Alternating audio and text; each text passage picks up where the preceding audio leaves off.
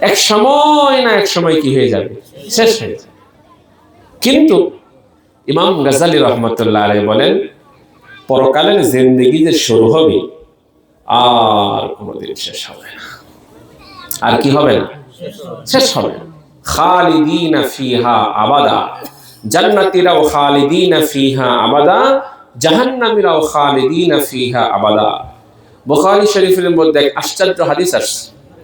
আল্লাহ রাসূল সাল্লাল্লাহু আলাইহি সাল্লাম বলেন, যখন জান্নাতীরা জান্নাতে চলে যাবে, জাহান্নামীরা জাহান্নামে চলে যাবে, আল্লাহ তাআলা ফেরেশতার মাধ্যমে উভয় দলকে ডাকবেন, ও জান্নাতীরা, ও জাহান্নামীরা।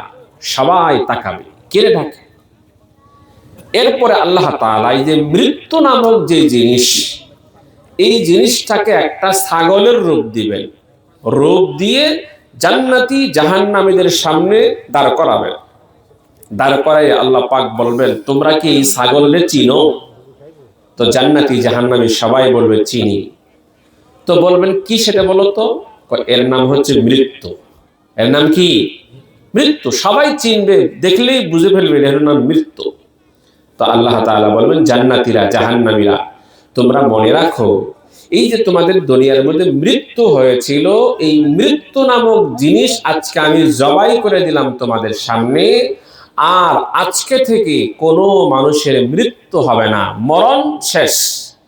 জান্নাতীদেরও মরণ হবে না, জাহান্নামীদেরও কি হবে না? মরণ হবে না। তাহলে পরকালের জিন্দেগি শুরু আছে কি নাই? শেষ নাই। দুনিয়ার জিন্দেগি শুরু আছে, আবার কি আছে? শেষ আছে। এটা এমন কথা, পৃথিবীর যে কোনো ধর্মের মানুষ, হিন্দু বলেন, বৌদ্ধ বলেন, খ্রিস্টান বলেন, মুসলমান অমুসলমান, সবাই বিশ্বাস করে এই দুনিয়াতে চিরস্থায়ীভাবে থাকা যাবে না। তাহলে ভাই আমরা জান্নাত থেকে আসছি, আবার জান্নাতে যাইতে চাই না ভাই? কথা কোন? সবাই চাই জান্নাতে যাওয়ার জন্য। জান্নাতে যাওয়ার জন্য কি লাগবে? কিছু নেক আমল লাগবে। ঈমান আর আমাল, এই দুইটা জিনিস নিয়ে যদি কবরে যাইতে পারি, আল্লাহ খুশি হয়ে আমাদেরকে জান্নাত দিয়ে দেবেন। সুবহানাল্লাহ। আমরা এই আয়াতটাই তেলাওয়াত করছি সূরা আলে ইমরানে। আল্লাহ তাআলা এই সূরার মধ্যে বলেন যে তোমরা আমার কাছে আসবা, কি নিয়ে আসবা? আল্লাহ পাক টাকা পয়সা চান না। যা ঢাকা শহরে চাকরি করেন, যখন বাড়িতে যান, ফল নিয়ে যান, বিভিন্ন ধরনের খানা খাদ্য নিয়ে যান, কাপড় চোপড় নিয়ে যান। এক এক জনের এক একটা চাহিদা। মা আছে, সে কাপড় চায়, সন্তান আছে, সে খানা চায়, স্ত্রী আছে, কাপড় চোপড় চায়। যে যা চায় তার জন্য তা কিনে নিয়ে যান। কিন্তু আমরা যে আল্লাহর দরবারে যাব, আল্লাহ কি চান, আল্লাহর জন্য আমরা কি নিয়ে যাব? দুনিয়ার টাকা পয়সা নিয়ে যাব না, ঈমান আর আমল। কি নিয়ে যাব ভাই? ঈমান আর আমল। আল্লাহ তাআলা বলেন, ইয়া আইয়ুহাল্লাযীনা আমানুত্তাকুল্লাহ হাক্কা তুকাতিহি ওয়ালা তামুতুন্না ইল্লা ওয়া আনতুম মুসলিমুন।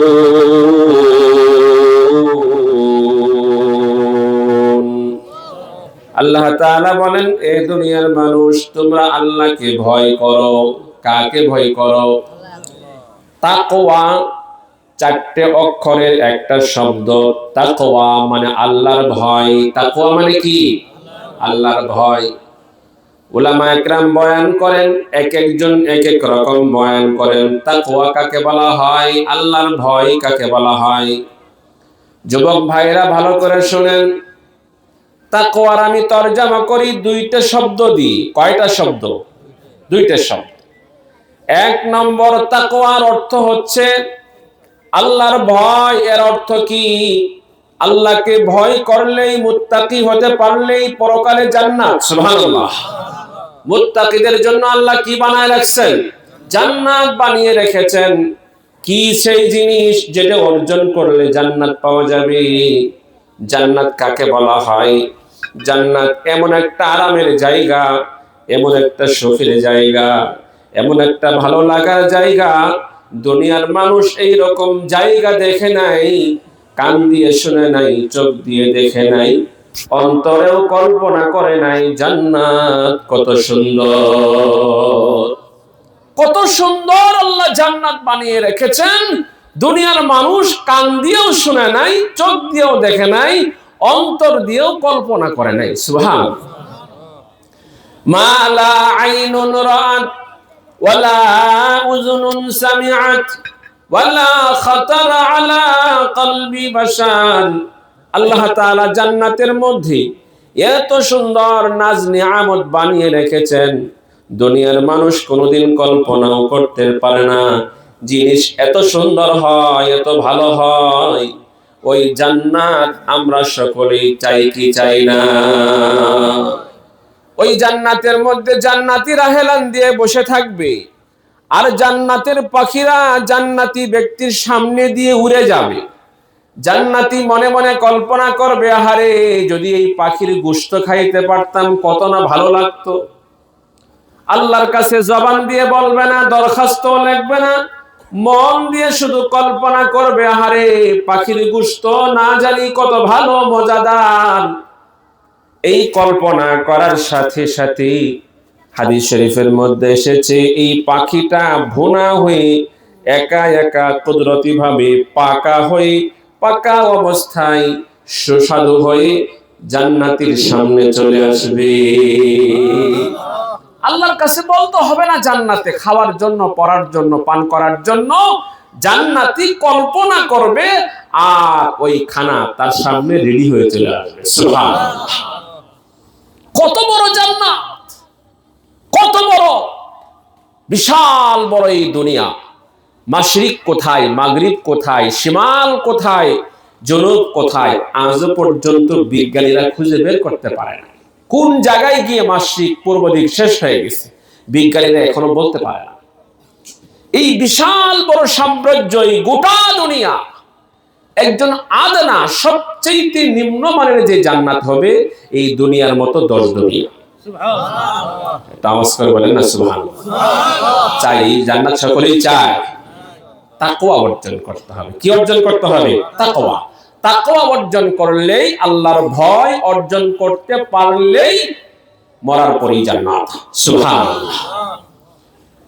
কাকে বলা হয় তাকওয়া, কাকে বলা হয় আল্লাহর ভয়? খুব সংক্ষেপে তরজমা মুখস্থ করে নেবেন। তাকওয়া বলা হয়, আল্লাহর ভয় বলা হয়, নেক কাজ ধরো, গুনার কাজ ছাড়ো। আমার সাথে বলেন তো, নেক কাজ ধরো, গুনার কাজ ছাড়ো। পারবেন মুখস্থ করতে? বলেন দেখি সবাই একসাথে, যুবকরা আওয়াজ করে বলে, নেক কাজ ধরো, গুনার কাজ ছাড়ো। বলেন,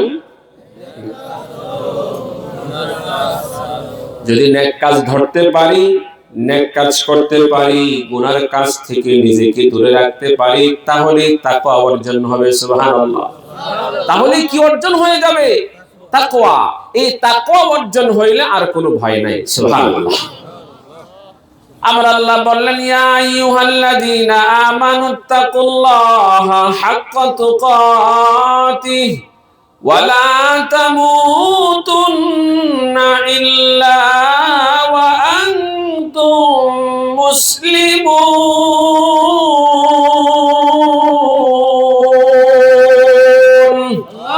আল্লাহ তাআলা বলেন, বান্দা তাকওয়া অর্জন করো, আল্লাহকে ভয় করো, মানে নেকের কাজগুলো করো, গুনার কাজের কাছেও যাওয়া যাবে না। ঠিক ঠিক। যেখানে নেক কাজ পাওয়া যাবে ঝাঁপায়ে পড়তে হবে, যেখানে গুনার কাজ কাছেও যাওয়া যাবে না। আল্লাহ বললেন, ওয়ালা তাকরাবুজ জিনা ইন্নাহু কানা ফাহিশা। জিনা ব্যভিচার করা যাবে না, তার কাছেও যাওয়া যাবে না।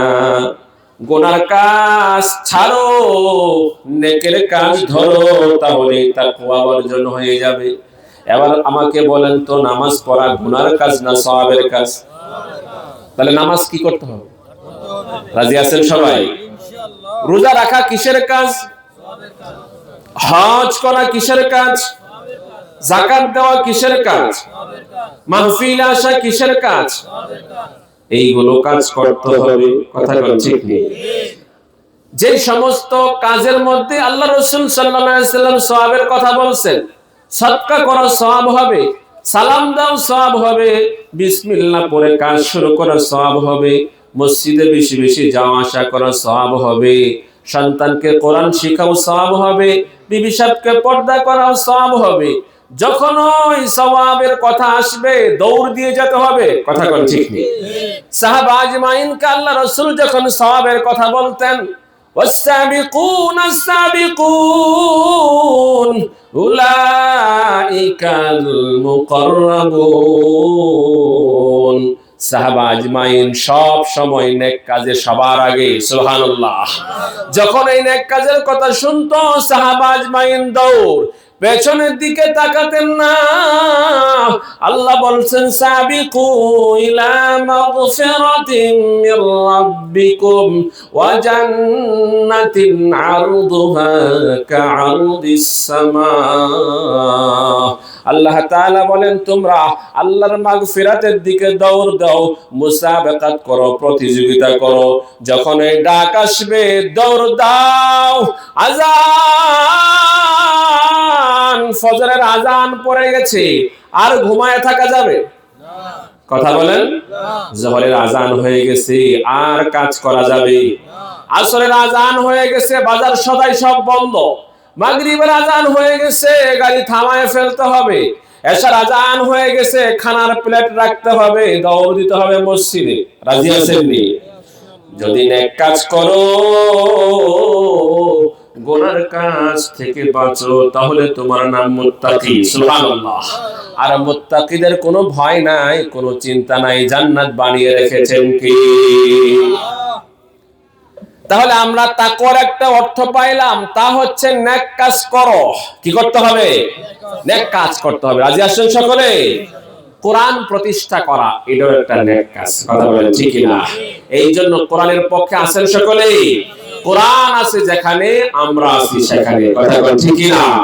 কোরআন আছে যেখানে আমরা আছি, হাদিস আছে যেখানে আমরা আছি সেখানে, ইসলাম যেখানে আমরা সেখানে।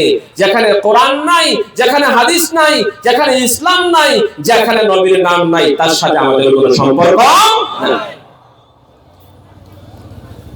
এরপরে গুনার কাজ ছাড়তে হবে।